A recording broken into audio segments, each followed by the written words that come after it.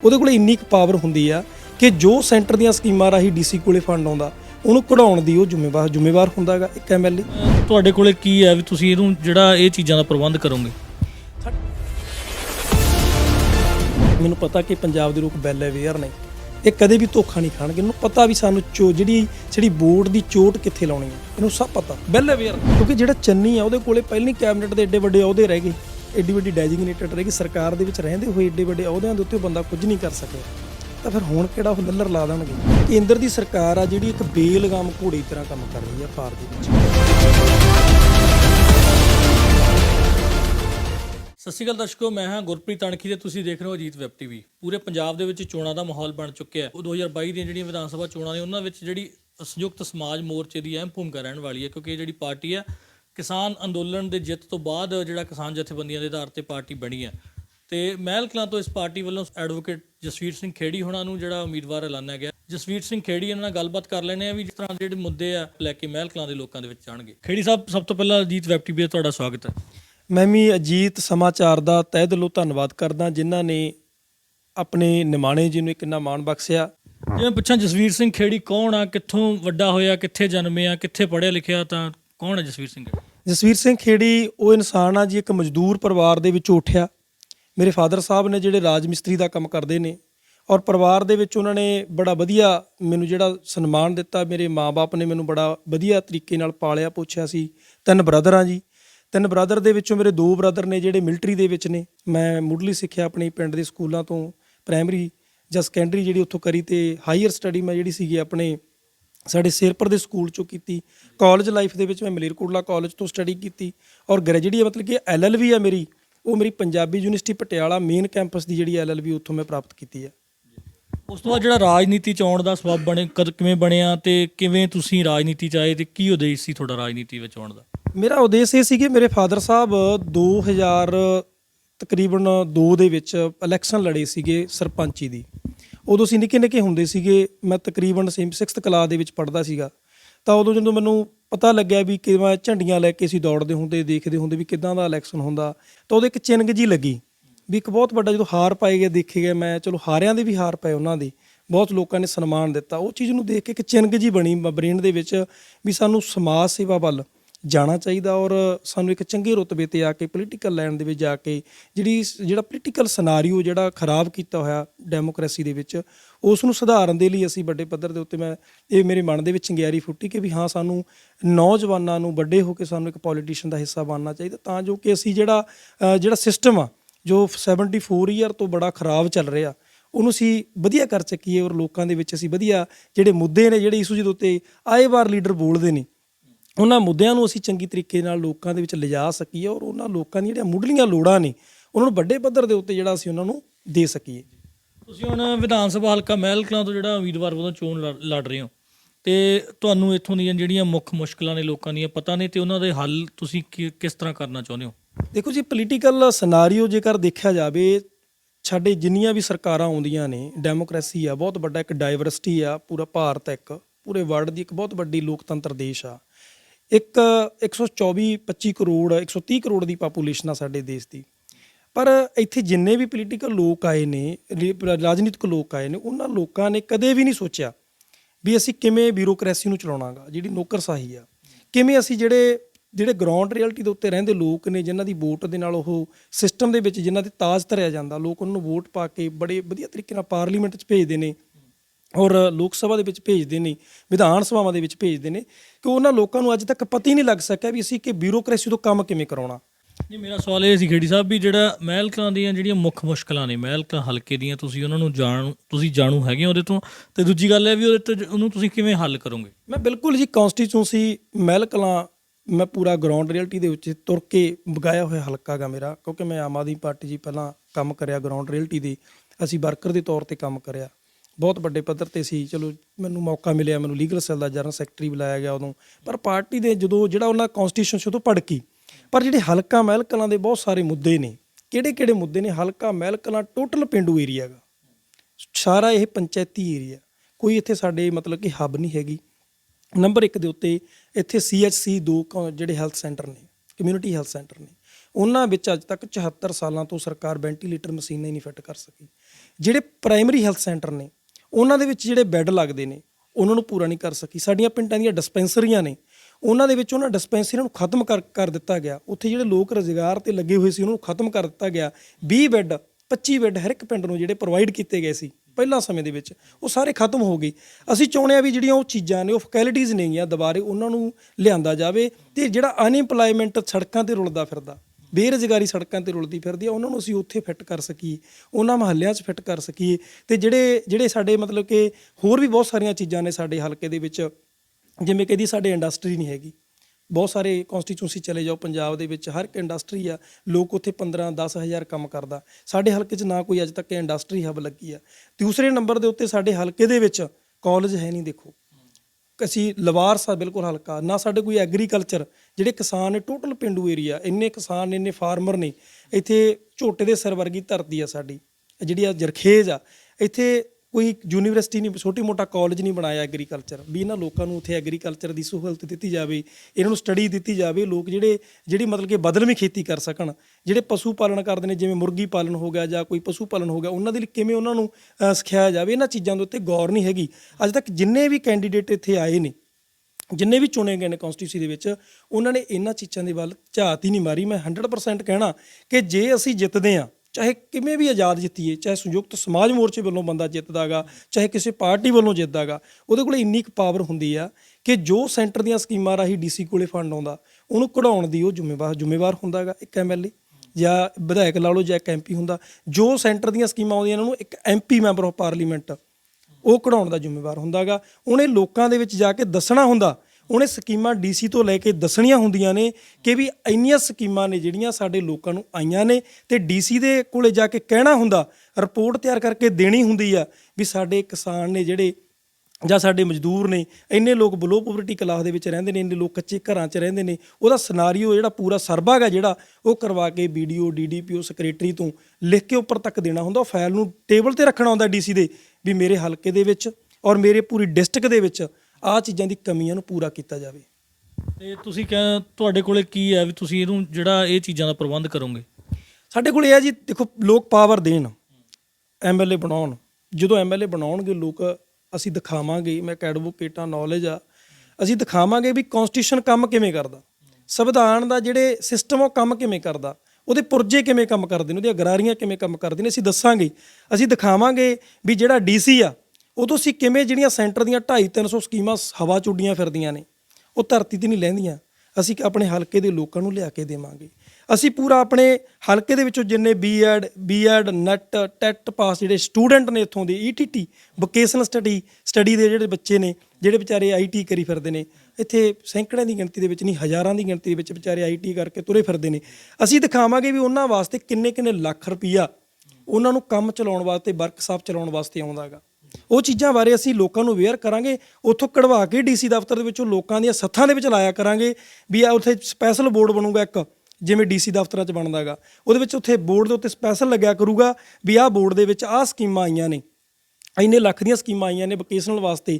ETT ਵਾਲੇ ਬੱਚੇ ਨੇ ਸਾਡੇ, ਉਹਨਾਂ ਦਾ ਪੂਰਾ ਢਾਂਚਾ ਤਿਆਰ ਕਰਕੇ ਅਸੀਂ CM ਦੇ ਟੇਬਲ 'ਤੇ ਜਾ ਕੇ ਸਿੱਟਿਆ ਕਰਾਂਗੇ। ਔਰ ਵੱਡੇ ਪੱਧਰ ਦੇ ਉੱਤੇ ਜਿਹੜੀ ਉਹ ਸਾਰਾ ਸਿਨਾਰੀਓ ਹੋਊਗਾ ਪੂਰਾ ਦੇਖਿਆ ਜਾਊ ਕੌਂਸਟੀਟਿਊਂਸੀ ਦੇ ਵਿੱਚੋਂ, ਇੰਨੇ B.Ed ਵਾਲੇ, ਨੈਟ ਪਾਸ, ਟੈਟ ਪਾਸ, ਉਹ ਸਾਰਾ ਸਰਵਾ ਕਰਕੇ ਜਿੰਨੇ ਮੇਰੀ ਕੌਂਸਟੀਟਿਊਂਸੀ ਦੇ ਵਿੱਚੋਂ ਲੋਕ ਹੋਣਗੇ ਉਹ ਟੇਬਲ 'ਤੇ ਧਰੇ ਜਾਣਗੇ। ਉੱਥੇ ਜਾ ਕੇ ਰੇਜ਼ ਕੀਤੀ ਜਾਊ ਵੋਲੀਅਮ ਆਪਣੀ ਵਿਧਾਨ ਸਭਾ ਦੇ ਵਿੱਚ ਵੀ ਇਹਨਾਂ ਲੋਕਾਂ ਨੂੰ ਰੁਜ਼ਗਾਰ ਦਿੱਤਾ ਜਾਵੇ। ਨਹੀਂ ਤੁਹਾਡੇ ਉੱਤੇ ਅਸੀਂ ਪ੍ਰੈਸ਼ਰ ਗਰੁੱਪ ਦੇ ਥਰੂ ਜਿਹੜਾ ਸਾਡਾ ਸੰਯੁਕਤ ਮੋਰਚਾ ਹੈਗਾ, ਅਸੀਂ ਡਟ ਕੇ ਵਿਰੋਧ ਕਰਾਂਗੇ।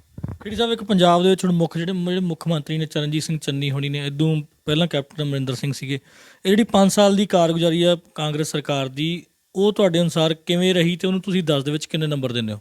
ਦੇਖੋ ਜੀ, 10 ਦੇ ਵਿੱਚੋਂ ਮੈਂ ਤਾਂ ਕਹੂੰਗਾ ਵੀ 0% ਨੰਬਰ ਦੇ ਰਿਹਾ ਮੈਂ। ਜਿਹੜੀ ਕਾਂਗਰਸ ਸਰਕਾਰ 4.5 ਸਾਲ ਪਹਿਲਾਂ ਕੁਝ ਨਹੀਂ ਕਰ ਸਕੀ। ਕੈਪਟਨ ਅਮਰਿੰਦਰ ਨੇ ਗੁਟਕਾ ਸਾਹਿਬ ਦੀ ਸਹੁੰ ਖਾਧੀ, ਉਹਨਾਂ ਨੇ ਸਹੁੰ ਖਾ ਕੇ ਕਿਹਾ ਵੀ ਮੈਂ ਨਸ਼ਾ ਇਨ ਬਿਟਵੀਨ 1 ਵੀਕ ਦੇ ਵਿੱਚ ਖਤਮ ਕਰੂੰਗਾ। ਉਹਨੇ ਕਿਹਾ ਵੀ ਮੈਂ ਅਨਇੰਪਲੋਇਮੈਂਟ ਬੇਰੁਜ਼ਗਾਰੀ ਖਤਮ ਕਰੂੰਗਾ। ਮੈਂ ਨੰਬਰ 3 ਦੇ ਉੱਤੇ ਕਹਿੰਦਾ ਮੈਂ ਜਿਹੜੇ ਕਰਜ਼ੇ ਨੇ ਫਾਰਮਰ ਦੇ ਉਹ ਮਾफ़ ਕਰੂੰਗਾ। ਕਰਜ਼ੇ ਮਾफ़ ਕਰਨ ਦੀ ਗੱਲ ਦੂਰ, 1,62,000 ਕਰੋੜ ਦਾ ਕਰਜ਼ਾ ਕੈਪਟਨ ਸਰਕਾਰ ਨੇ ਪਿਛਲੇ ਸਾਲ ਜਿਹੜਾ ਚੱਕਿਆ ਹੈਗਾ ਸਾਡੇ ਉੱਤੇ ਕਿੱਡਾ ਬੋਝ, 3.5 ਲੱਖ ਕਰੋੜ ਦਾ ਕਰਜ਼ਾ ਸਾਡੇ ਤੇ ਖੜਾ ਕਰਤਾ। ਫਿਰ ਦੂਜੇ ਨੰਬਰ ਤੇ ਕੈਪਟਨ ਸਰਕਾਰ ਆ ਜਿਹੜੀ ਉਹ ਕਹਿੰਦੀ ਹੈ ਵੀ ਅਸੀਂ ਆਹ ਕੀਤਾ ਵਾਹ ਕੀਤਾ। ਹੁਣ ਚੰਨੀ ਨੂੰ ਕਹਿੰਦਾ ਵੀ ਚਾਲਾਂ ਕਰਨ ਨੂੰ ਬਾਂਦਰੀ, ਡੰਡੇ ਖਾਣ ਨੂੰ ਰਿਸ। ਚੰਨੀ ਨੂੰ ਚੱਕ ਇੱਕ ਜਿਹੜਾ ਮਤਲਬ ਕਿ ਐਸੀ ਸਟੰਟ ਖੇਡਣ ਦੇ ਲਈ ਉਹਨਾਂ ਨੇ ਮੂਹਰੇ ਕਰਤਾ ਵੀ ਜਿਹੜੀ ਆਹ ਵੋਟ ਆ ਫਾਰਮਰ ਵਾਲੀ, ਕਿਸਾਨਾਂ ਵਾਲੀ, ਵੀ ਇਹ ਤਾਂ ਸੜਕਾਂ ਤੇ ਬੈਠੀ ਆ, ਇਹਨਾਂ ਲੋਕਾਂ ਨੇ ਤਾਂ ਸਾਨੂੰ ਵੋਟ ਨਹੀਂ ਪਾਉਣੀ, ਵੀ ਜਿਹੜੇ ਲੋਕ ਘੱਟ ਬਿਲੋ ਪੋਵਰਟੀ ਕਲਾਸ ਦੇ ਵਿੱਚ ਰਹਿੰਦੇ ਨੇ ਉਹ ਲੋਕ ਸਾਨੂੰ ਵੋਟ ਪਾਉਣਗੇ। ਉਹਨੇ ਬੜਾ ਸਟੰਟ ਖੇਡਿਆ ਜੀ ਤਕੜਾ। ਉਹਨਾਂ ਨੇ ਦੂਜੀਆਂ ਪਾਰਟੀਆਂ ਨੂੰ ਦੇਖਦੇ ਹੋਏ, ਚਾਹੇ ਉਹ ਆਮ ਆਦਮੀ ਪਾਰਟੀ ਆ, ਚਾਹੇ ਅਕਾਲੀ ਦਲ ਪਾਰਟੀ ਆ, ਚਾਹੇ ਕੋਈ ਵੀ ਪਾਰਟੀ ਆ, ਉਹਨਾਂ ਨੂੰ ਦੇਖਦੇ ਉਹਨੇ ਪਹਿਲਾਂ ਵੱਡਾ ਸਟੰਟ ਖੇਡਿਆ। ਪਰ ਮੈਨੂੰ ਇੰਨਾ ਪਤਾ ਗਾ, ਮੈਂ ਜਾਣਦਾ ਮੇਰੇ ਪੰਜਾਬ ਦੇ ਲੋਕਾਂ ਨੂੰ, ਉਹ ਜੁਝਾਰੂ ਲੋਕ ਨੇ ਜਿਨ੍ਹਾਂ ਨੇ ਅੱਜ ਚਿੰਨ੍ਹ ਲਾ ਕੇ 378 ਦਿਨਾਂ ਦੇ ਬਾਅਦ ਦਿੱਲੀ ਨੂੰ ਜਿੱਤਿਆ ਔਰ 750 ਸਹਾਇਤਾਂ ਦੇ ਕੇ ਦਿੱਲੀ ਨੂੰ ਜਿੱਤ ਕੇ ਸਾਡੇ ਬਹੁਤ ਹੀ ਸਤਿਕਾਰਯੋਗ 32 ਜਥੇਬੰਦੀਆਂ ਔਰ ਸਤਿਕਾਰਯੋਗ ਜਿਹੜੇ ਇਹਨਾਂ ਦੇ ਲੀਡਰ ਨੇ, ਗਰਾਹਾਂ ਸਾਹਿਬ ਨੇ, ਡੱਲੇਵਾਲ ਸਾਹਿਬ ਨੇ, ਸਤਿਕਾਰਯੋਗ ਲੀਡਰ ਜਿਹੜੇ ਸਾਡੇ ਜਥੇ ਦੇ ਰਾਜੇਵਾਲ ਸਾਹਿਬ ਨੇ, ਜਿਨ੍ਹਾਂ ਨੇ ਕਲੋਜ਼ ਟੂ ਕਲੋਜ਼ ਸਰਕਾਰ ਨੂੰ ਘੇਰਿਆ। ਮੈਨੂੰ ਪਤਾ ਕਿ ਪੰਜਾਬ ਦੇ ਲੋਕ ਵੈਲ ਅਵੇਅਰ ਨੇ, ਇਹ ਕਦੇ ਵੀ ਧੋਖਾ ਨਹੀਂ ਖਾਣਗੇ। ਇਹਨੂੰ ਪਤਾ ਵੀ ਸਾਨੂੰ ਜਿਹੜੀ ਵੋਟ ਦੀ ਚੋਟ ਕਿੱਥੇ ਲਾਉਣੀ ਆ, ਇਹਨੂੰ ਸਭ ਪਤਾ, ਵੈਲ ਅਵੇਅਰ ਨੇ। ਤੁਹਾਡੇ ਅਨੁਸਾਰ ਜਿਹੜਾ ਚੰਨੀ ਨੂੰ ਮੁੱਖ ਮੰਤਰੀ ਬਣਾਉਣ ਦਾ ਫਾਇਦਾ ਕਾਂਗਰਸ ਨੂੰ ਨਹੀਂ ਮਿਲੇਗਾ? ਨਹੀਂ, ਬਿਲਕੁਲ ਨਹੀਂ ਮਿਲੇਗਾ ਜੀ। ਜਿਵੇਂ ਚੰਨੀ ਵੀ ਐਸੀ ਵਰਗ ਨਾਲ ਸੰਬੰਧਿਤ ਆ, ਚੰਨੀ ਵੱਲੋਂ ਬੋਰਡ ਲਾਏ ਗਏ ਨੇ ਗਰੀਬਾਂ ਦਾ ਚੰਨੀ, ਸਾਡਾ ਚੰਨੀ, ਮਤਲਬ ਲੋਕਾਂ ਦੇ ਵਿੱਚ ਪ੍ਰਚਾਰ ਹੈ ਵੀ ਜਿਹੜਾ ਉਹ ਆਮ ਆਦਮੀ ਦੇ ਆਮ ਘਰਾਂ ਦੇ ਵਿੱਚੋਂ ਮੁੱਖ ਮੰਤਰੀ ਬਣਿਆ, ਇਹਦਾ ਕਿਤੇ ਨਾ ਕਿਤੇ ਇੰਪੈਕਟ ਜਾਊਗਾ? ਬਿਲਕੁਲ ਜੀ, ਇਹਦਾ ਇੰਪੈਕਟ ਨਹੀਂ ਜਾਂਦਾ ਹੈਗਾ। ਇਹ 0 ਪੁਆਇੰਟ ਤੇ ਗੱਲ ਆ, 0 ਗਰਾਊਂਡ ਤੇ ਗੱਲ ਆ, ਕਿਉਂਕਿ ਜਿਹੜਾ ਚੰਨੀ ਆ ਉਹਦੇ ਕੋਲੇ ਪਹਿਲੀ ਕੈਬਨਿਟ ਦੇ ਏਡੇ ਵੱਡੇ ਅਹੁਦੇ ਰਹਿ ਗਏ, ਏਡੀ ਵੱਡੀ ਡੈਜ਼ਿਗਨੇਟਡ ਰਹਿ ਗਈ, ਸਰਕਾਰ ਦੇ ਵਿੱਚ ਰਹਿੰਦੇ ਹੋਏ ਏਡੇ ਵੱਡੇ ਅਹੁਦਿਆਂ ਦੇ ਉੱਤੇ ਉਹ ਬੰਦਾ ਕੁਝ ਨਹੀਂ ਕਰ ਸਕਿਆ, ਤਾਂ ਫਿਰ ਹੁਣ ਕਿਹੜਾ ਉਹ ਲੱਲਰ ਲਾ ਦੇਣਗੇ। ਸੋ ਹੁਣ ਗੱਲ ਕਰ ਲੈਂਦੇ ਆਪਾਂ ਜਿਹੜੇ ਇੱਥੋਂ ਵਿਧਾਇਕ ਬਣੇ ਆਮ ਆਦਮੀ ਪਾਰਟੀ ਦੇ ਕੁਲਵੰਤ ਸਿੰਘ ਪੰਡੋਰੀ ਹੋਣੀ, ਪਹਿਲਾਂ ਤੁਸੀਂ ਜਦੋਂ ਉਹ ਜਿੱਤੇ ਨੇ ਤੁਸੀਂ ਵੀ ਉਦੋਂ ਪਾਰਟੀ ਦਾ ਹਿੱਸਾ ਰਹੇ ਹੋ, ਤੇ ਜਿਹੜੀ ਉਹਨਾਂ ਦੀ ਕਾਰਗੁਜ਼ਾਰੀ ਹੈ ਉਹਨੂੰ ਕਿਵੇਂ ਦੇਖਦੇ ਹੋ ਵੀ ਕਿੰਨਾ ਕੁ? ਪੰਡੋਰੀ ਸਾਹਿਬ ਪਹਿਲਾਂ ਇਹ ਕਹਿੰਦੇ ਸੀ ਕਿ ਵੀ ਜਿਹੜੀ ਉਹ ਰਾਜਨੀਤੀ ਬਦਲਣ ਆਏ ਨੇ, ਇੱਕ ਆਮ ਆਦਮੀ MLA ਬਣੂਗਾ ਮਹਿਲ ਕਲਾਂ ਦਾ, ਲੋਕਾਂ ਆਮ ਘਰਾਂ ਦਾ ਮੁੰਡਾ, ਮਤਲਬ ਉਹ ਕਿੰਨੇ ਕੁ ਉਹਨਾਂ ਦੇ ਜਿਹੜੇ ਦਾਅਵਿਆਂ ਤੇ ਉਹਨਾਂ ਦੀਆਂ ਗੱਲਾਂ ਦੇ ਵਿੱਚ ਕਿੰਨੀ ਕੁ ਸੱਚਾਈ ਹੈ, ਕਿੰਨਾ ਕਾਮਯਾਬ ਹੋਏ ਨੇ ਉਹ? ਦੇਖੋ ਜੀ, ਕੁਲਵੰਤ ਸਿੰਘ ਪੰਡੋਰੀ ਦੀ ਗੱਲ ਕਰੀਏ ਤਾਂ ਉਹਨਾਂ ਨੂੰ ਇੰਨੀ ਕੁ ਸੂਝ-ਬੂਝ ਜਿਹੜੀ ਹੈਗੀ ਪੋਲੀਟੀਕਲ ਤੌਰ ਤੇ ਨਹੀਂ ਹੈਗੀ। ਉਹਨਾਂ ਨੇ ਅੱਜ ਤੱਕ ਮੈਨੂੰ ਲੱਗਦਾ ਨਹੀਂ ਵੀ ਜਿਹੜੇ ਪੰਚਾਇਤਾਂ ਦੀਆਂ ਮੀਟਿੰਗਾਂ ਹੁੰਦੀਆਂ ਨੇਗੀਆਂ BDO ਦਫ਼ਤਰਾਂ ਦੇ ਵਿੱਚ, ਉਹਨਾਂ ਦੇ ਵਿੱਚ ਜਾ ਕੇ ਕਿਤੇ ਹਾਜ਼ਰੀ ਲਵਾਈ ਹੋਊਗੀ। ਉਹਨਾਂ ਨੇ ਕਦੇ, ਮੈਨੂੰ ਨਹੀਂ ਲੱਗਦਾ ਵੀ DC ਦਫ਼ਤਰ ਦੇ ਵਿੱਚ ਜਾ ਕੇ ਕਦੇ ਉੱਥੋਂ ਕਢਾਇਆ ਹੋ ਡਾਟਾ ਵੀ ਮੇਰੀ ਕੌਂਸਟੀਚੂੰਸੀ ਦੇ ਵਿੱਚ ਬੇਟੀ ਪੜ੍ਹਾਓ ਬੇਟੀ ਬਚਾਓ, ਮੇਰੀ ਕੌਂਸਟੀਚੂੰਸੀ ਦੇ ਵਿੱਚ ਕਿੰਨੇ ਕਿਸਾਨਾਂ ਦੀਆਂ ਡੈਥਾਂ ਹੋ ਚੁੱਕੀਆਂ ਨੇ ਵਿਚਾਰੇ, ਉਹ ਸ਼ਹੀਦ, ਉਹ ਮਤਲਬ ਕਿ ਸੁਸਾਈਡ ਕਰ ਚੁੱਕੇ ਨੇ ਕਰਜ਼ੇ ਦੀ ਮਾਰ ਥੱਲੇ, ਕਿੰਨੇ ਲੋਕ ਨੇ ਜਿਹੜੇ ਇੱਥੇ ਹਲਕੇ ਦੇ ਵਿੱਚ ਆਪਣੇ ਮਤਲਬ ਕਿ ਬੇਰੁਜ਼ਗਾਰ ਤੁਰੇ ਫਿਰਦੇ ਨੇ, ਮੈਨੂੰ ਨਹੀਂ ਲੱਗਦਾ ਉਹਨੇ ਕਢਾਇਆ ਹੋਊ। ਤੇ ਦੂਜੀ ਗੱਲ, ਮੈਨੂੰ ਇਹ ਵੀ ਨਹੀਂ ਲੱਗਦਾ ਕਿ ਉਹਨੇ ਕਿੰਨੀਆਂ ਪੰਚਾਇਤਾਂ ਨੂੰ ਜਾ ਕੇ, ਪੰਚਾਇਤ ਸਾਂਝੀ ਹੁੰਦੀ ਹੈ, ਪੰਚਾਇਤ ਨਾ ਕਿਸੇ ਕਾਂਗਰਸ ਦੀ ਹੈ ਨਾ ਕਿਸੇ ਅਕਾਲੀਆਂ ਦੀ ਆ, ਕਦੇ ਜਾ ਕੇ ਉਹਨੇ BDO ਦਫ਼ਤਰ ਦੇ ਵਿੱਚ ਜਾ ਕੇ ਬੈਠ ਕੇ ਕਿਤੇ ਸੈਸ਼ਨ ਬੁਲਾਇਆ ਹੋਊਗਾ ਵੀ ਆਓ ਪੰਚਾਇਤੋਂ ਦੱਸੋ ਤੁਹਾਡੀਆਂ ਪ੍ਰੋਬਲਮ ਕੀ ਨੇ। ਮੈਂ ਹਾਲਾਂਕਿ ਇਹ ਗੱਲ ਕਹਿਣੀ ਚਾਹੁੰਦਾ ਕਿ ਪੰਡੋਰੀ ਸਾਹਿਬ ਦੇ ਜਿਹੜੀ ਵਿਰੋਧੀ ਧਿਰ ਦਾ ਰੋਲ ਮੈਂ ਖੁਦ ਅਦਾ ਕੀਤਾ ਇਸ ਕੌਂਸਟੀਚੂੰਸੀ ਦੇ ਵਿੱਚ ਰਹਿੰਦੇ ਹੋਏ। ਕਿਵੇਂ ਅਦਾ ਕੀਤਾ? ਹਰਚੰਦ ਕੌਰ ਘਨੌਰੀ ਬੀਬੀ ਕਰੋੜਾਂ ਰੁਪਈਆ ਵੰਡ ਗਈ, ਸਰਕਾਰ ਦਾ ਜੋ ਸੈਂਟਰ ਦਾ ਆਉਂਦਾ ਗਾ, ਚਾਹੇ ਪੰਜਾਬ ਗੌਰਮੈਂਟ ਦਾ ਆਉਂਦਾ। ਹਲਕੇ ਦੇ ਵਿੱਚ MLA ਕੌਣ ਆ? ਪੰਡੋਰੀ ਸਾਹਿਬ। ਕਿਹਦੀ ਜ਼ਿੰਮੇਵਾਰੀ ਬਣਦੀ ਆ ਵੀ ਉਹ ਗ੍ਰਾਂਟਾਂ ਬਾਰੇ ਦੇਖ ਰੇਖ ਕਰਨ ਦੀ, ਉਹ ਗ੍ਰਾਂਟਾਂ ਵੰਡਣ ਦੀ, ਚਾਹੇ ਗ੍ਰਾਂਟਾਂ DDPO ਨੂੰ ਆਉਂਦੀਆਂ ਨੇ, BDO ਨੂੰ ਆਉਂਦੀਆਂ ਨੇ, ਉਹ ਮੈਨੂੰ ਪਤਾ ਵੀ ਰੂਲ ਅਕੋਰਡਿੰਗ ਤਾਂ ਉਹ BDPO ਹੀ ਵੰਡ ਸਕਦਾ ਹੈਗਾ, ਪਰ ਉੱਥੇ ਕਿਤੇ ਨਾ ਕਿਤੇ ਜਾ ਕੇ ਜਿਹੜਾ ਵਿਧਾਇਕ ਹੁੰਦਾ, ਜਿੱਤਿਆ ਹੋਇਆ ਵਿਧਾਇਕ ਹੁੰਦਾ, ਉਹਦੀ ਜ਼ਿੰਮੇਵਾਰੀ ਬਣਦੀ ਆ, ਉਹ ਵਿੱਚ ਜਾ ਕੇ ਖੜਦਾ ਹੁੰਦਾ। ਪਰ ਇੱਥੇ ਇੱਕ ਹਾਰੀ ਹੋਈ ਵਿਧਾਇਕ ਆ, ਤੀਜੇ ਨੰਬਰ ਤੇ 25,000 ਵੋਟ ਲੈ ਕੇ ਹਾਰੀ ਹੋਈ ਵਿਧਾਇਕ ਆ, ਉਹ ਜਦੋਂ ਫਰੰਟ ਤੇ ਆ ਕੇ ਨੀਂਹ ਪੱਥਰ ਲਾ ਰਹੀ ਸੀ ਤਾਂ ਮੈਂ DC ਤੋਂ ਇਨਕੁਆਇਰੀ ਲਵਾ ਕੇ ADC ਦੀ, ਵੱਡੇ ਟ੍ਰਿਬਿਊਨ ਦੇ ਵਿੱਚ ਵੀ ਖਬਰ ਲੱਗੀ ਸੀ ਉਹ, ਤੇ ਅਜੀਤ ਦੇ ਵਿੱਚ ਵੀ ਲੱਗੀ ਸੀ, ਹੋਰ ਵੀ ਅਖਬਾਰਾਂ 'ਚ ਲੱਗੀ ਸੀ, ਉਹਦੇ ਨੀਂਹ ਪੱਥਰ ਰਖਵਾਏ ਸੀ। ਕਿਉਂ ਰਖਵਾਏ ਸੀ? ਕਿਉਂਕਿ ਉਹਦਾ ਅਧਿਕਾਰ ਖੇਤਰੀ ਨਹੀਂ ਹੈਗਾ ਨੀਂਹ ਪੱਥਰ ਲਾਉਣਾ, ਕਿਉਂਕਿ ਇੱਕ ਹਾਰਿਆ ਹੋਇਆ ਕੈਂਡੀਡੇਟ ਆ, ਹਾਰਿਆ ਹੋਇਆ ਕੈਂਡੀਡੇਟ ਕੰਮ ਨਹੀਂ ਕਰ ਸਕਦਾ। ਕੌਂਸਟੀਟਿਊਸ਼ਨ ਦੇ ਅਕੋਰਡਿੰਗ ਜਿੱਤਿਆ ਹੋਇਆ ਕੈਂਡੀਡੇਟ ਕੋਲੇ ਫੁੱਲ ਫਲੈਸਡ ਪਾਵਰਸ ਨੇਗੀਆਂ। ਉਹ ਜਾ ਕੇ ਕਹਿੰਦਾ DC ਨੂੰ ਵੀ ਸਾਡੀਆਂ ਗ੍ਰਾਂਟਾਂ ਬਰਨਾਲੇ ਜ਼ਿਲ੍ਹੇ ਦੀਆਂ ਔਰ ਸੰਗਰੂਰ ਡਿਸਟ੍ਰਿਕਟ ਦੇ 21 ਪਿੰਡਾਂ ਨੂੰ ਗ੍ਰਾਂਟਾਂ ਜਿਹੜੀਆਂ ਉੱਧਰ ਆਈਆਂ ਹੋਈਆਂ ਨੇ ਵੀ ਉਹ ਮੈਂ ਲਾਉਂਗਾ, ਮੈਂ ਜ਼ਿੰਮੇਵਾਰ ਹਾਂ, ਮੈਨੂੰ ਲੈਟਰ ਭੇਜਿਆ ਜਾਵੇ, ਜਦੋਂ ਇਹਨਾਂ ਦਾ ਨੀਂਹ ਪੱਥਰ BDO ਸਾਹਿਬ ਰੱਖਣਗੇ ਮੈਂ ਉੱਥੇ ਜਾਊਂਗਾ, ਮੈਂ ਖੜੂੰਗਾ। ਪਰ ਇਹ ਲੋਕ, ਕਿਉਂਕਿ ਜਦੋਂ ਬੰਦੇ ਨੂੰ ਨੌਲੇਜ ਨਾ ਹੋਵੇ, ਬੰਦਾ ਵੈਲ ਅਵੇਅਰ ਨਾ ਹੋਵੇ, ਤਾਂ ਉੱਥੇ ਜਾ ਕੇ ਕਿਤੇ ਨਾ ਕਿਤੇ ਸਾਡੇ 1,62,000 ਲੋਕਾਂ ਦੇ ਯਾਰ ਜਿਨ੍ਹਾਂ ਨੇ ਵੋਟ ਪਾਈ 57,000, ਉਹਨਾਂ ਦੇ ਯਾਰ ਕਿਤੇ ਨਾ ਕਿਤੇ ਚੋਟ ਵੱਜਦੀ ਆ ਉੱਥੇ, ਕਿਤੇ ਨਾ ਕਿਤੇ ਸਾਡੇ ਉਹਨਾਂ ਦੀ ਮੂਰਖਤਾ ਦਾ ਜਿਹੜੀ ਝਲਕ ਆ ਗਈ, ਸਾਡੇ ਲੋਕਾਂ ਦੇ ਚੋਟ ਲੱਗਦੇ ਵੀ ਯਾਰ ਇਹ ਮੂਰਖ ਨੇ। ਨਹੀਂ, ਤੁਹਾਡਾ ਕਹਿਣ ਤੋਂ ਮਤਲਬ ਇਹ ਆ ਵੀ ਪੰਡੋਰੀ ਸਾਹਿਬ ਨੂੰ ਇਹ ਨਹੀਂ ਪਤਾ ਵੀ ਮੇਰੀ ਪਾਵਰ ਕੀ ਆ ਜਾਂ ਮੈਂ ਕਰ ਕੀ ਸਕਦਾ। ਇਹਨਾਂ ਨੂੰ ਫੁੱਲ ਫਾਰਮ ਨਹੀਂ ਪਤਾ ਜੀ। ਕੇਂਦਰ ਦੇ ਵਿੱਚ ਭਾਜਪਾ ਦੀ ਸਰਕਾਰ ਹੈ, ਜਿਹੜਾ ਪਿਛਲੇ ਜਿਹੜੇ ਆਪਦੇ ਕਾਰਜਕਾਲ ਦੌਰਾਨ ਉਹਨਾਂ ਦੀ ਜਿਹੜੀ ਕਾਰਗੁਜ਼ਾਰੀ ਉਹਨੂੰ ਕਿਵੇਂ ਦੇਖਦੇ ਹੋ? ਦੇਖੋ ਜੀ, ਕੇਂਦਰ ਦੀ ਸਰਕਾਰ ਆ ਜਿਹੜੀ ਇੱਕ ਬੇਲਗਾਮ ਘੋੜੇ ਦੀ ਤਰ੍ਹਾਂ ਕੰਮ ਕਰ ਰਹੀ ਆ ਭਾਰਤ ਦੇ ਵਿੱਚ। ਜਦੋਂ ਦੀ ਨਰਿੰਦਰ ਮੋਦੀ ਸਰਕਾਰ ਆਈ ਆ, ਉਹਨੇ 2014 ਦੇ ਵਿੱਚ ਸੱਤਾ ਦੇ ਵਿੱਚ ਆਉਂਦੀ ਆ, ਲੈਂਡ ਐਕੁਜੀਸ਼ਨ ਐਕਟ ਲੈ ਕੇ ਆਉਂਦੀ ਆ। ਸਾਡੇ ਕਿਸਾਨ ਫੇਰ ਦਿੱਲੀ ਜਾਂਦੇ ਨੇ, ਉੱਥੇ ਬੜਾ ਰੌਲੇ ਰੱਪੇ ਨਾਲ ਅਸੀਂ ਉਸ ਨੂੰ ਪਰੇ ਕਰਦੇ ਆ। ਫਿਰ ਸਰਕਾਰ 21 ਲੱਖ ਤੇ ਡੀਮੋਨੇਟਾਈਜੇਸ਼ਨ ਕਰਦੀ ਆ, ਮੁਦਰੀ ਜਿਹੜਾ ਆਪਣਾ ਡੀਮੋਨੇਟਾਈਜੇਸ਼ਨ ਨੋਟਬੰਦੀ ਕਰਦੀ ਆ, ਸਾਡੇ ਲੋਕਾਂ ਨੂੰ ਫੇਰ ਕਿਊ ਦੇ ਵਿੱਚ ਲਾ ਦਿੰਦੀ ਆ ਤੇ ਸਾਡੇ ਲੋਕ ਲੈਣਾ 'ਚ ਖੜੇ ਹੁੰਦੇ ਨੇ। ਉਧਰ ਫਿਰ ਉਹ GST ਲੈ ਆਉਂਦੀ ਆ। GST ਲਿਆ ਕੇ ਸਾਡਾ ਜਿਹੜਾ ਪੰਜਾਬ ਦਾ ਰੈਵਨਿਊ ਆ ਜਾਂ ਸਟੇਟਾਂ ਦਾ ਰੈਵਨਿਊ ਇਕੱਠਾ ਹੁੰਦਾ ਗਾ, ਉਹ ਪੈਸਾ ਸਿੱਧਾ ਸੈਂਟਰ ਆਪਣੇ ਆਪ 'ਚ ਹੜੱਪ ਲੈਂਦੀ ਆ। ਸਾਡੇ ਪੰਜਾਬ ਦੀਆਂ ਸਟੇਟਾਂ ਕੋਲੇ ਜਿਹੜੇ ਲੌਬੀ ਕੋਲੇ ਅਧਿਕਾਰ ਨੇ ਉਹ ਸਾਰੇ ਖੋਹ ਲੈਂਦੀ ਆ ਤੇ ਜਿਹੜਾ ਸਾਡਾ ਪੈਸਾ, ਸਾਡਾ ਟੈਕਸ ਰੁਪਈਆ ਸਿੱਧਾ ਸੈਂਟਰ ਕੋਲੇ ਚਲਾ ਜਾਂਦਾ।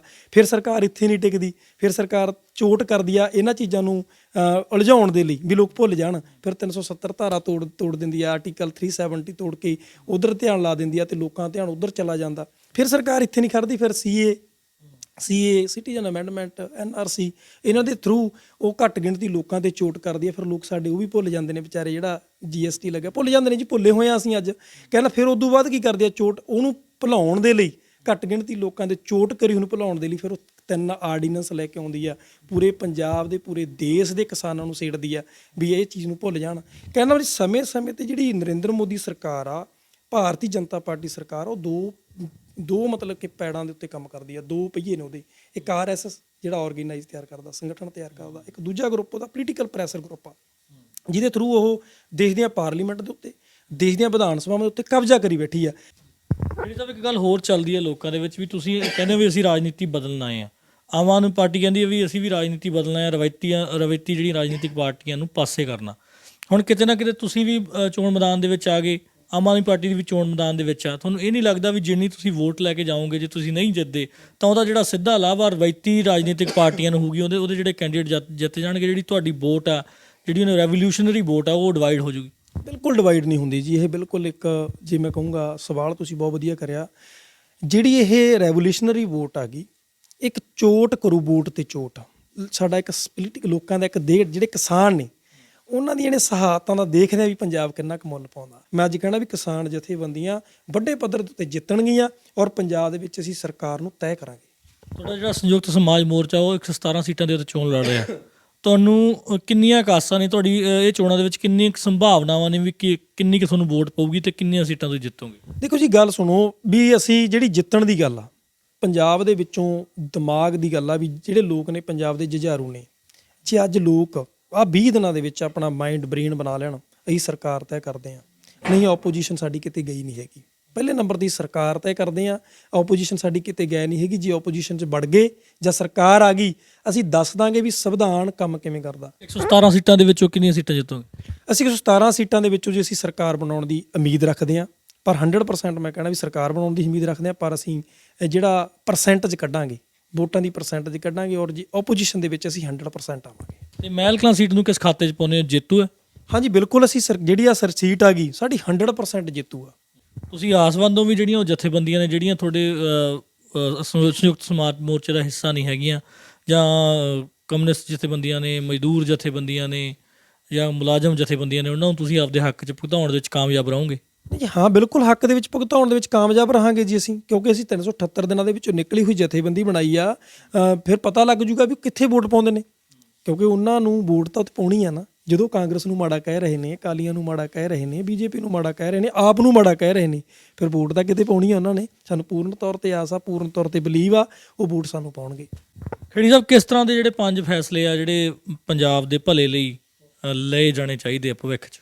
ਪੰਜਾਬ ਦੇ ਲਈ ਦੇਖੋ ਜੀ, ਇੱਕ ਨੰਬਰ 1 ਤੇ ਜਿਹੜਾ ਹੁੰਦਾ, ਜਿਹੜੀ ਪਾਣੀ ਦੀ ਰਿਐਲਿਟੀ ਆ, ਜਿਹੜਾ ਸਾਡਾ ਕਰੋੜਾਂ ਰੁਪਈਆ ਜਾ ਰਿਹਾ, ਨੰਬਰ 1 ਉਹ ਪੈਸਾ ਜਿਹੜਾ ਉਹ ਜੇ ਸਾਡੇ ਕੋਲੇ ਆਉਣ ਲੱਗ ਜੇ, ਅਸੀਂ ਪੰਜਾਬ ਦਾ ਬਹੁਤ ਵੱਡਾ ਸਿਸਟਮ ਸੁਧਾਰ ਸਕਦੇ ਹਾਂ। ਨੰਬਰ 1। ਨੰਬਰ 2 ਦੇ ਉੱਤੇ ਸਾਡਾ ਜਿਹੜਾ ਐਕਸਾਈਜ਼ ਡਿਊਟੀ, ਜਿਹੜਾ ਸਾਡੇ ਠੇਕੇ ਨੇ ਸ਼ਰਾਬ ਦੇ, ਉਹਨਾਂ ਦਾ ਜਿਹੜਾ 35-40 ਹਜ਼ਾਰ ਕਰੋੜ ਰੁਪਈਆ ਬਣਦਾ, ਉਹ ਸਹੀ ਰੂਪ ਦੇ ਵਿੱਚ ਸਾਡੀ ਟਰੈਜਰੀ ਦੇ ਵਿੱਚ ਖਜ਼ਾਨੇ 'ਚ ਆਉਣ ਲੱਗ ਜੇ, ਅਸੀਂ ਬਹੁਤ ਸਾਰਾ ਮੈਡੀਕਲ ਸਿਸਟਮ, ਬਹੁਤ ਸਾਰੇ ਐਜੂਕੇਸ਼ਨ ਸਿਸਟਮ ਨੂੰ ਸੁਧਾਰ ਸਕਦੇ ਹਾਂ।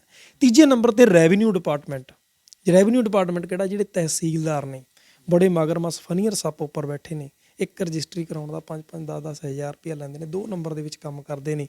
ਉਹਨਾਂ ਲੋਕਾਂ ਦਾ ਸਹੀ ਰੂਪ ਦੇ ਵਿੱਚ ਸਾਡਾ ਜਿਹੜਾ ਸਟਾਂਪ ਡਿਊਟੀ ਦਾ ਰੁਪਈਆ ਜਿਹੜਾ ਸਹੀ ਰੂਪ ਦੇ ਵਿੱਚ ਜਾਣ ਲੱਗ ਜੇ, ਅਸੀਂ ਉਹਨੂੰ ਤਰੀਕੇ ਦੇ ਨਾਲ ਉਹਦੇ ਵਿੱਚ ਖਜ਼ਾਨੇ ਜਾਣ ਲੱਗ ਜੇ, ਅਸੀਂ ਵੱਡੀ ਡਿਵੈਲਪਮੈਂਟ ਕਰ ਸਕਦੇ ਹਾਂ। ਅਸੀਂ ਇਹ ਜਿਹੜਾ ਸਿਸਟਮ ਆ, ਜਿਹੜਾ ਕੱਚੀਆਂ ਨਾਲੀਆਂ ਵਾਲਾ, ਪੱਕੀਆਂ ਨਾਲੀਆਂ ਕਰ ਦਿਓ ਜੀ, ਕੱਚੀਆਂ ਨਾਲੀਆਂ ਕਰ ਦਿਓ, ਇੱਥੇ ਸੀਵਰੇਜ ਪਾ ਕੇ 100 ਸਾਲ ਦੇ ਲਈ ਅੰਗਰੇਜ਼ਾਂ ਦੀ ਤਰ੍ਹਾਂ ਪੱਕਾ ਪ੍ਰਬੰਧ ਕਰ ਸਕਦੇ ਹਾਂ। ਚੌਥੇ ਨੰਬਰ ਦੇ ਉੱਤੇ ਜਿਹੜੀ ਗੱਲਬਾਤ ਆ ਗਈ, ਜਿਹੜਾ ਪੈਸਾ ਕਿਵੇਂ ਆ, ਪੈਸਾ ਕਿੱਥੋਂ ਆਊਗਾ। ਜਿਹੜਾ ਸਾਡਾ ਐਗਰੀਕਲਚਰ ਭਾਗ ਆ, ਜਿਹੜੇ ਐਗਰੀਕਲਚਰ, ਜਿਹੜਾ ਫੂਡ ਸਿਕਿਉਰਿਟੀ, ਜਿਹੜਾ FCI ਜਿਹਨੇ ਆਪਾਂ ਕਹਿ ਦਿੰਦੇ ਆ, ਜੇ ਇਹਨੂੰ ਸਹੀ ਰੂਪ ਦੇ ਵਿੱਚ ਜਿਹੜਾ ਕਿਸਾਨ ਆ ਖੇਤੀ ਕਰਦਾ ਗਾ, ਉਹ ਜਿੰਨੀਆਂ ਫਸਲਾਂ ਉਹਨੂੰ ਫਸਲਾਂ ਵੰਡ ਕੇ ਦਿੱਤੀਆਂ ਜਾਣ। ਆਲੂ ਦੀ ਫਸਲ ਹੋ ਗਈ, ਗੰਨੇ ਦੀ ਫਸਲ ਹੋ ਗਈ, ਕਣਕ ਦੀ ਫਸਲ ਹੋ ਗਈ, ਜਿਹੜੀਆਂ ਫਸਲਾਂ ਨੇ ਪੰਜਾਬ ਸਟੇਟ ਤੈਅ ਕਰੇ, ਉਹ ਫਸਲਾਂ ਨੂੰ ਤੈਅ ਕਰਕੇ ਵੰਡ ਕੇ ਦੇਵੇ। ਉਹਦੇ ਵਿੱਚ ਕਰੋੜਾਂ ਰੁਪਈਆ ਬਣਦਾ। ਮੰਡੀਕਰਨ ਬੋਰਡ ਆ ਕਰੋੜਾਂ ਰੁਪਈਆ ਸਾਡੀ ਡਿਵੈਲਪਮੈਂਟ ਵਾਸਤੇ ਦਿੰਦਾ ਗਾ। ਜੇ ਉਹਨੂੰ ਹੋਰ ਮਜ਼ਬੂਤ ਕੀਤਾ ਜਾਵੇ, ਬਦਲਵੀਂ ਫਸਲ ਕੀਤੀ ਜਾਵੇ, ਉਹ ਸਾਨੂੰ ਵੱਡੇ ਪੱਧਰ ਦੇ ਉੱਤੇ ਮੈਂ 100% ਕਹਿਣਾ ਵੀ ਖੇਤੀ ਡਿਪਾਰਟਮੈਂਟ ਹੀ ਸੰਭਾਲੀ ਜਾਊ ਸਾਰਾ ਕੁਝ। ਫਿਰ ਪੰਜਵੇਂ ਨੰਬਰ ਤੇ ਜਿਹੜੀ ਗੱਲਬਾਤ ਆ ਗਈ ਉਹ ਇਹ ਆ ਗਈ ਕਿ ਜਿਹੜੀ ਸਾਡੀ ਮਾਈਨਿੰਗ ਹੋ ਰਹੀ ਆ, ਜਿਹੜੇ ਦਰਿਆਵਾਂ ਦੇ ਵਿੱਚੋਂ ਰੇਤਾ ਨਿਕਲਦਾ, ਜੇ ਜਿਹੜੇ ਰੇਤੇ ਨੇ, ਖੱਡਾਂ ਨੇ ਜਿਹੜੀਆਂ, ਉਹ ਖੱਡਾਂ ਨੇ ਜਿਹੜੀਆਂ ਉਹ ਸਰਕਾਰ ਆਪ ਤੈਅ ਕਰੇ, ਤੈਅ ਕਰਕੇ ਉੱਥੇ ਲੋਕਾਂ ਨੂੰ ਰੁਜ਼ਗਾਰ ਦੇਵੇ ਚੱਲੇ। ਖੇੜੀ ਸਾਹਿਬ, ਇੱਕ ਲਾਸਟ ਸਵਾਲ ਵੀ, ਰਾਜ ਦੇ ਲੋਕਾਂ ਨੂੰ ਕੀ ਸੁਨੇਹਾ ਦੇਣਾ ਚਾਹੁੰਦੇ ਹੋ ਸ਼ਾਰਟ ਦੇ ਵਿੱਚ? ਮੈਂ ਰਾਜ ਦੇ ਲੋਕਾਂ ਨੂੰ ਇਹ ਸੁਨੇਹਾ ਦੇਣਾ ਚਾਹੁੰਦਾ ਵੀ ਉਹ 378 ਦਿਨਾਂ ਦੇ ਸੰਘਰਸ਼ ਨੂੰ ਦੇਖਣ, ਨੰਬਰ 1। ਨੰਬਰ 2 750 ਸ਼ਹਾਦਤਾਂ ਨੂੰ ਦੇਖਣ। ਨੰਬਰ 3 ਦੇ ਉੱਤੇ ਸਾਡੇ ਬਜ਼ੁਰਗ ਜਿਹੜੇ ਉੱਥੇ ਬੈਠੇ ਸੀ ਉਹਨਾਂ ਨੂੰ ਦੇਖਣ ਵੀ ਕਿਵੇਂ ਨਰਕ ਦੀ ਜ਼ਿੰਦਗੀ ਇਹਨਾਂ ਲੋਕਾਂ ਨੇ ਉਹਨਾਂ ਨੂੰ ਮਤਲਬ ਕਿ ਬੈਠਣ ਲਈ ਬਤੀਤ ਕਰਨੀ ਪਈ।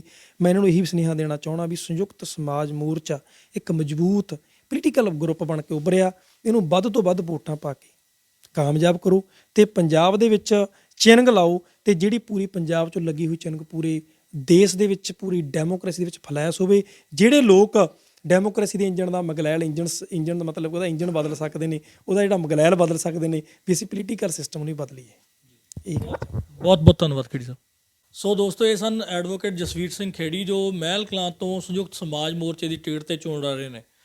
ਖੇੜੀ ਸਾਹਿਬ ਦਾ ਕਹਿਣਾ ਵੀ ਜਿਹੜਾ ਉਹ ਰਾਜਨੀਤੀ ਨੂੰ ਬਦਲਣ ਲਈ ਜਿਹੜਾ ਇਹਦੇ ਵਿੱਚ ਮੈਦਾਨ ਦੇ ਵਿੱਚ ਆਏ ਨੇ, ਤੇ ਉਹ ਆਪਣੀ ਜਿੱਤ ਨੂੰ ਲੈ ਕੇ ਪੂਰੀ ਤਰ੍ਹਾਂ ਆਸਵੰਦ ਨੇ। ਉਹਨਾਂ ਨੇ ਆਪਣੀ ਸੋਚ ਵੀ ਦੱਸੀ ਹੈ ਵੀ ਉਹ ਕਿਸ ਤਰ੍ਹਾਂ ਇਸ ਤਰ੍ਹਾਂ ਰਾਜਨੀਤੀ ਨੂੰ ਬਦਲਣਾ ਚਾਹੁੰਦੇ ਆ, ਕਿਸ ਤਰ੍ਹਾਂ ਦੇ ਜਿਹੜੇ ਸੁਧਾਰ ਹੈ ਉਹ ਪੰਜਾਬ ਦੇ ਲਈ ਵਧੀਆ ਫੈਸਲੇ ਜਿਹੜੇ ਲਏ ਜਾਣੇ ਚਾਹੀਦੇ ਆ।